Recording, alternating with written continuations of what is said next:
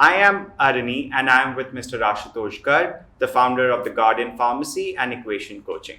Today we are talking about few things that you must keep in mind while working from home.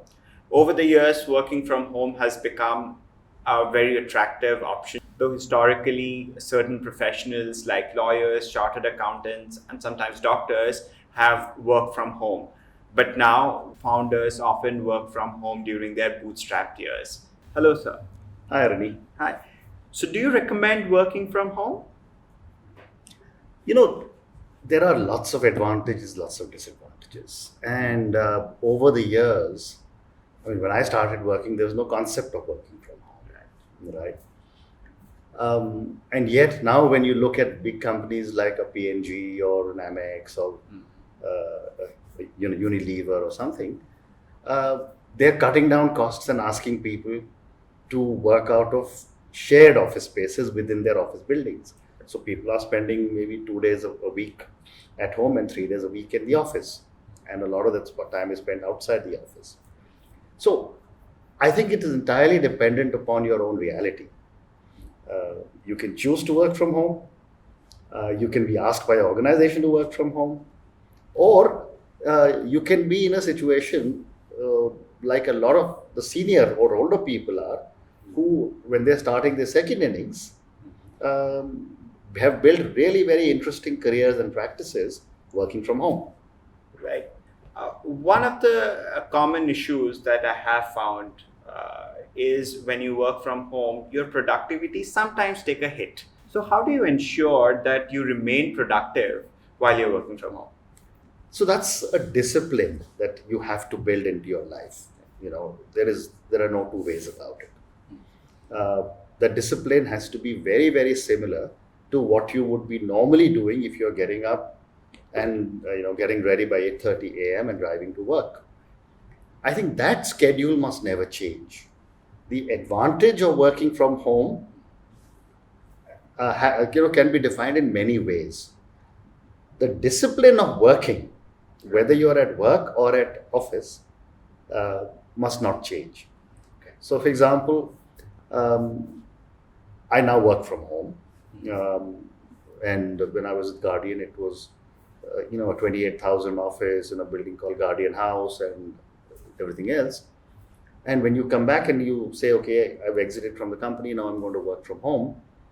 An easy thing for most people to slip into is that you wake up and move from your bed to your study, work there, go and have lunch, have your shower at 2 o'clock in the afternoon. Now, that is not a disciplined life that you are leading when you're working from home. So you need to have the same discipline, have your breakfast at the same time, get into your work environment in the kind of clothes that you normally would wear at work, have the same timings that you would normally work, knowing fully well that with the same timings in an environment that is your own, you always have the right to have the flexibility to do what you want. So there are advantages, but the discipline must be maintained. So one of the first things that comes to one's mind when we talk about work from home is working in pajamas and t-shirt. So do you think people should dress up for work even if they are not leaving the house? I believe so. I think there is a little formality that comes into your own persona when you have dressed up. Right.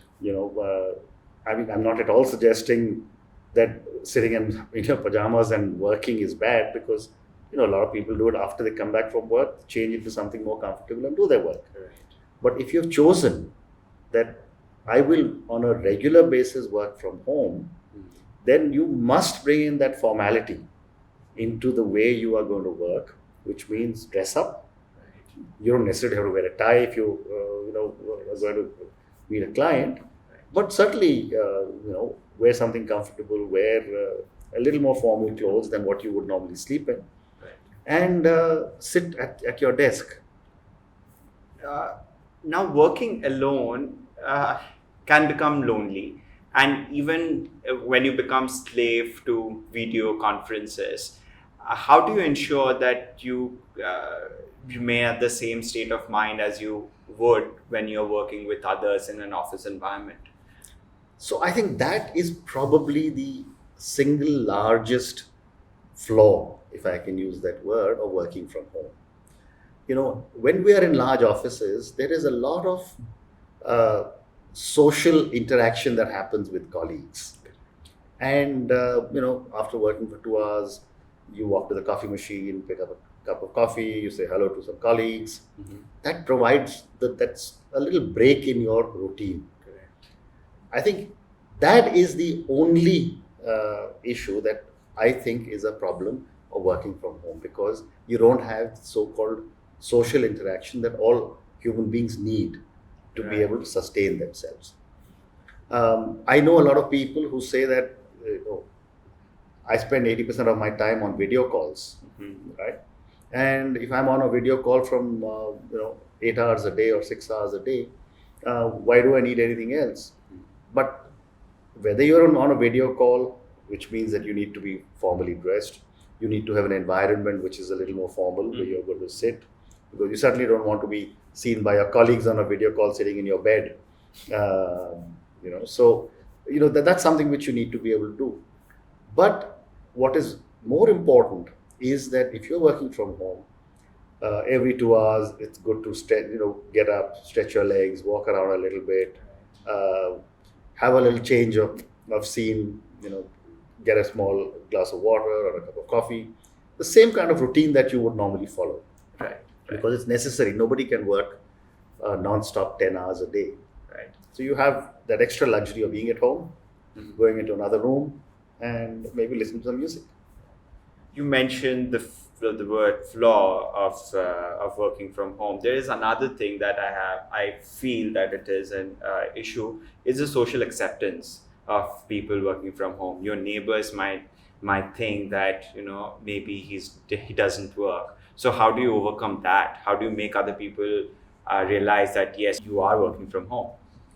So I'll give you two different answers to that question. Number one is that generally people are beginning to accept that the society is changing, and therefore they're accepting that more and more people can work from home. But I have a more fundamental question to your question, that should you really be worried about what someone else thinks? Who the hell cares?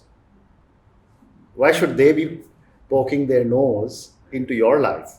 You choose to do what you want, live the way you want, and you're doing it on your time and your money. Let them say what they want. Okay. Now, the other thing is, when you are at home, there are a lot of distractions. I'll come to the work-life balance a bit later. Your family members, if you're living in a joint family, then your family members are always there. If you are living even alone, there are maids who are coming in. There are other helps that keep coming up. So how do you train them as well to not to disturb you while you're working? Can that be an issue? Absolutely. I don't think it would be an issue if you establish your boundaries. When you are sitting at your work desk, you have people sitting all around you. You do define that when I'm on a call or when I am doing my work, you tell your colleagues, or they assume that they shouldn't disturb you. Same thing applies to family. If you've defined your boundaries and said, this is my work period, for the next 3 hours I want to be left alone, I don't think anyone will interfere. But I think what is important then is that if you have people at home, then even that original flaw that I spoke about of not being able to have a social interaction can get taken care of. So, if you've got your spouse or your children or your parents or someone at home, Right. when you need a 3-hour break, you walk out of your room and chat with them. So it's like a coffee break, not with a colleague, but with family. Yeah, that sounds fantastic. That brings me to the question of work-life balance. When you are working from home, You definitely get to interact with your family more often. But do you think that can result in more of life and less of work? Very interesting question. You know, I've always heard of the challenges of work-life balance, but I've never heard of the challenge of a life-work balance. um, I guess it's again defining norms for oneself. Uh, it's the same as saying, do I live to eat or do I eat to live? Right? Am I working because I have certain expectations to meet for myself and to meet for my employer? And if I'm meeting all those and I'm bringing home the money that is needed for the lifestyle of my family, then it should not matter how much time I spend with my family. Right. But if my scale is tilting to an extreme where I'm spending so much time on life that my work is beginning to get compromised. And remember, this is a tough world that we all live in. There is no free lunch. So if you're not finishing your work that is expected of you, your boss will, I'm certain, uh, demand accountability, and there could be consequences. Now that we are talking about